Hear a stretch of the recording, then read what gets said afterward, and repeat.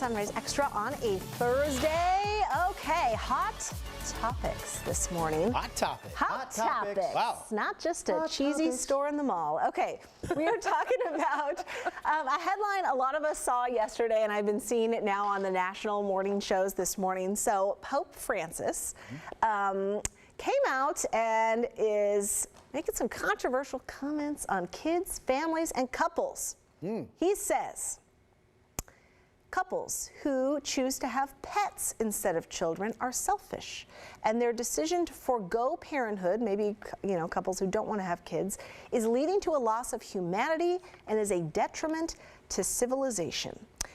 I had printed off the article because it has a couple of quotes from him that we can read in the course of this, but all of you guys watching on YouTube and Facebook, please weigh in, because this is just a matter of life and what is good for you and your family and your house and all of that good stuff. And of course, not everyone's Catholic and not everyone follows the Pope. Wait a minute, time out. Not everybody's Catholic? No. I feel like you buried the lead. I know. Okay, so here is just for some context. He was making the comments Wednesday while he was speaking to a general audience in Rome. And he said, we see people who don't want to have children, or maybe they have just one and no more, or many couples that don't have kids and they have pets. He said, this denial of fatherhood or motherhood diminishes us and it takes away our humanity. And in this way, civilization becomes aged. And without humanity, it loses the richness of fatherhood and motherhood, and our homeland suffers as it does not have children. How many children in the world are waiting for someone to take care of them? Having a child is always a risk, either naturally or by adoption, but it's riskier not to have them. It's riskier to deny fatherhood or deny motherhood, be it real or spiritual. Pope Francis doesn't have any kids. He doesn't have a wife. He doesn't know what it's like. That was exactly like Twitter and social media just lit up after that came to light. And all the reaction was heated. Several people pointed out that the Pope had made a deliberate decision, like you said, not to have kids, so he shouldn't have anything to say about it. Right. And then one guy asked, is the Vatican going to pay for childcare, for daycare? No kidding. Yeah. I think it's just a different world now. Everything's expensive, and a lot of people are having children way later in life, or they're not having them at all. I mean, I think this last census count showed that we are, and I think there's like a global count too that just came out recently that said, we have gained the fewest births like ever on record. Okay. Now, the fewest children being born. And because it's so expensive and it really changes your life. And not even the expense, but just everything that's happening in the world. I remember, back in the day, so my oldest is 28, even before then, before I was thinking about having kids, I remembered back then, so this would be in the 80s, like people would say, I'm not going to bring a child into the world. And I think back on those comments at that time and look how much has changed. About that, and it's probably more true than ever as you look at like some of the Gen Z and millennials saying, no thanks. Yep. The good news is we do not have an issue when it comes to the world's overall population. Those numbers still strong. Right. In fact, you might say overpopulated in some areas, right? Right. And that's what a lot of people think. They're like, I don't need to add to it, Yeah. I mean, I was telling Drew this story, like I grew up Catholic, and when we got married, my father-in-law is a Christian pastor, so he did like half. We had like a half ceremony, almost like he did half of it, and then we had a Catholic priest do the other half. And so when you get married in the Catholic Church, they make you go to couples counseling, premarital counseling for a couple months, like once a week. And we were over in Bend, and we went to the rectory or whatever, the church, and and it was super weird, and it was like, and you had to fill out these like journal questions and stuff. And I mean, in a way, like it is helpful. Like we knew each other. We'd been together for 5 years before, we got engaged. And so we had worked out like financial stuff and all of that good thing. But they tell you in these Catholic counseling sessions, okay, you guys are married now. Yeah. There is no birth control acceptable in the Catholic Church, so you have You must have children, and you have as many children as naturally happens.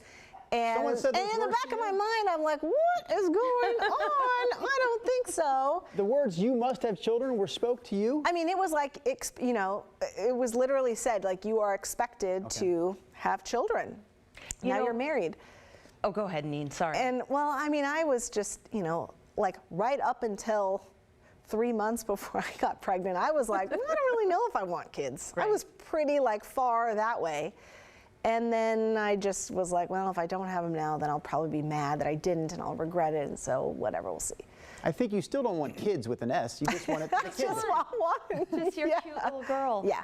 That's why we minister shopped when I got married, because I think, you know, counseling and getting couples thinking about stuff that will affect your relationship for decades to come is fabulous. But I didn't want some denomination telling us, you know, what we should or should not do. So we're like, yeah, if you require premarital counseling from your church or whatever, we just won't use your church. Got married in the old church, beautiful space, did not require that.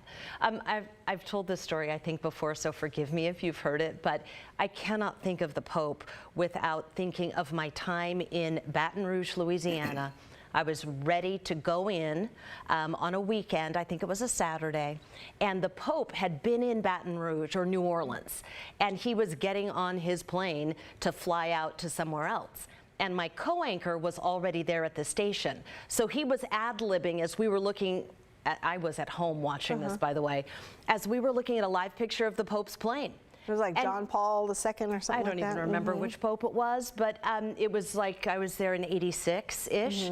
So anyway, we're looking at this and I'm listening to my co-anchor ad-lib. And you know how sometimes you talk yourself into a hole? You're Yes. just trying to fill time because the No. plane is not taking off. And I'm doing my hair, getting ready to go in, and I hear my co-anchor say, and the Pope said that premarital sex is a gift from God. Oh, no! And he meant sex, but married sex, Yeah. but Yeah. he said premarital Premarital. sex, and I. Your co-anchor made it okay. Yes. Oh my goodness. That's It was funny. fun. That's what I think of when I think of the Pope. Yeah, no kidding. I will say there was one part of this the Pope's speech that did ring true to me is the idea that when you are married and you don't have kids, but you do have pets, oftentimes those pets are treated like they are kids. And I think for us, we had a dog before we had kids. My wife and we got the dog good together as a practice. couple a few months before we were married. Continued to raise the dog, if you will. Yes. But man, that dog went from, you know, child to to a dog nothing. when Yeah. the two boys showed up when they Yeah. were born. It was like, you're back to being a dog again. We Isn't cannot that treat funny? you like we. Yeah, it's just tough to maintain that that lifestyle for the dog once the human kids show up. Yeah, exactly. Rod? Well, I do think, I'm thinking about the Pope's comments, and I mean, to me, what I hear the Pope trying to say there is that there is something about the experience of being a parent that, choose your word, is holy, or whatever word you want to use there, that if you deny yourself that experience, I mean, I think there is a shame to that in somewhat, because it's a very precious thing. You know, for myself personally, I will never have that experience of being in the waiting room or at the hospital when I don't have any biological children that are mine. So, I mean, that's an experience that, you know, that part of me realizes that's something very special that I will never have in my life. I'm sure it's a very special moment for all three of you. So I guess I'm just looking at it like that. There is something just very special about the humanity and the experience of being a parent. Right. Not saying it's for everybody, but there's certainly something very special about that beyond anything else I can think of. Sure. You know, I do think, as I was reading through some articles about this, that, Rod, the Pope did mention not just biologically your own, but I think that he talked about adoption and, you know, other things, because there are a lot of kids who need families. You know, older kids, younger kids, so. Yeah. I mean, it it's a could run giving the of gamut. yourself that I think in many ways is even more so than what you experience with a spouse or with, you know, so But, you know, on the other hand, to each to their own, right? Well, you never know what the other side is like when you don't have kids. You know, you can't. You imagine all of the things that you see publicly of like, oh my gosh, you know, I see my friend or my sister so tired, you know, she has a kid or kids or whatever, and how much money it is, and you see all of that stuff where you see, you know, the love and bond, but like you don't know what it's like until you have your own, and so you don't know what you're missing. And so a lot of people think, oh, you know, the grass is greener, people who don't want kids. My cousin, we just spent, you know, the holidays with her, and she's 2 years younger than me, and she doesn't want to have kids. And yeah, I remember before I had a daughter, her and I would talk, and we were kind of like on the same page of like, oh my God, you know, like it's gonna hurt, or it's gonna change your body, it's gonna change your whole life, and like you can't just pick up and go on a trip anymore. You have to, you know, figure out all of this stuff. And now, you know, I don't say anything to her because she's, you know, I wouldn't want to be talked to like that, like the Pope is saying, and to each their own. But it makes me sad in a way privately that she, you know, won't have these feelings that she doesn't know about yet of, you know, these tiny little, it seems like insignificant moments of, you know, your kid running around with a pair of underwear on their head or a shower cap and doing all kinds of crazy things that at the time you're like, I'm going to lose my mind. But then you look back and you see these videos and the way their little voice changes and all of this stuff that you're just like, oh my gosh. And the way that it makes you grow and change and learn to be patient and, you know, all the things about yourself that grow and change when you have a kid. Now, I will say, having people that absolutely don't want to be a responsible parent have kids is probably the last thing we need. Right, yes. 100%. Yes. 100%. You're 100% Did you right. see also like the animal rights people? They really took issue with the whole thing that having Pets a as pet children. is selfish. Where is it here? A quote says, "It's not an either-or situation. It's strange to think that the Pope considers love in our lives to be limited in quantity, and that giving it to someone takes it away from others. Perhaps the pontiff is unaware of the enormous sacrifices that volunteers endure to help save animals." Yeah, that's there's a problem. There's an over-pet population problem in this country for sure, right? So there should definitely not be anything held against anyone who decides to take in a pet or two or three or four. Yeah, that was kind of a weird mix. I think the Pope could have gotten his point across, whether you agree with it or not, without bringing that part into it, right? He was just talking, about the, you know, when people are like pets as children and like, you know, going overboard with stuff like that. But yes, I agree. You don't need to. Has any Pope ever had a dog, do we know? I mean, I don't know. Has there ever been a dog running taking around care the of Vatican? anything? Do we know? A Vatican I don't dog? know. I've never seen that in the news. Yeah, you know, like the Queen has all the corgis and stuff. I Yeah. don't know. Why isn't there a dog at the Vatican? Pat Costa, this is hilarious. I have Okay. not heard this quote. Quote, "Heaven goes by favor. If it went by merit, you would stay out and your dog would go in." Mark Twain. That's funny. That is funny. That is funny. Yeah, Craig Kelly Villanueva talks about his two cats. He says, "My cats are my kids, and they actually cost me quite a lot." Just last week, 4 teeth had to be removed, over $500 spent, and he also spends $50 a month on special food for his cats. "I couldn't afford kids because my cats are my responsibility, and I love them as they do me unconditionally." I am very happy with my nieces and nephews, though, he says. Yeah, I think you can be a wonderful, you know, Yeah. figure and example for, you know, other children in your family. Yeah, whether it's an aunt and uncle or a grandparent or I don't know. Oh, I think those comments point out the fact that maybe the most important part of the entire equation is simply having a being to love and to share your life with. Yeah. Yes, well 100%. said, Rodney. Christy Shirk says, "Kids are great, but grandkids are the best. One daughter has 4 and one has 1. They have helped populate the world." She's a good grandma. Wesleyan Willie on the stream this morning. Are you Willie gonna read Huey. this joke? Well, I thought it was a legit headline, Rod. I thought he was sharing a headline that we may have missed. Willie ahead. says, That's "Did you hear? Did you hear that the Pope has the bird flu?" And then Willie adds, apparently he caught it from a cardinal. I laughed when I read it. I laughed. That was I was good. like, does he mean COVID? That's good. All right, I laughed. So did I. Willie, good job. Catholic humor on the stream this morning from Willie Huey. Jeannie Carlson says, at almost 60, I'm so glad I made the choices. You can love children as an aunt, an uncle, or a big brother. Jeannie, I'm taking that to mean you don't have kids, right? Katie weighs in, and she's just talking about herself. She goes, I've been told by my Christian mother that I'm selfish for choosing not to have children. Boy, that's tough, man. Oh, yeah. I'm really glad that my mom and dad never weighed in on that. I never felt pressure to, I mean, they loved being grandparents, but it was never like before the fact. Like, when am I going to have a grandchild? Right. Yeah. Yeah, we didn't give my mom very much time. We were married in August, and we knew my wife was pregnant with the twins by January. Oh, wow. Yeah. I remember talking to her about, hey, we should have some time together as a couple. Selfishly, Travel around. want to have some time together, and she's like, I don't know. I'm 6 years older than my wife, which to me doesn't feel like a very big deal now. I'm 48, she's 42 almost. But I guess when I was 32 and she was 26, maybe she thought I was getting older than I really was. And I remember her saying, though, like, you're 32. We should start having kids now. I'm like, geez, Louise, really? And then sure enough, I guess I listened. You know, my husband's going to be like 60 when our daughter graduates from high school. Yeah.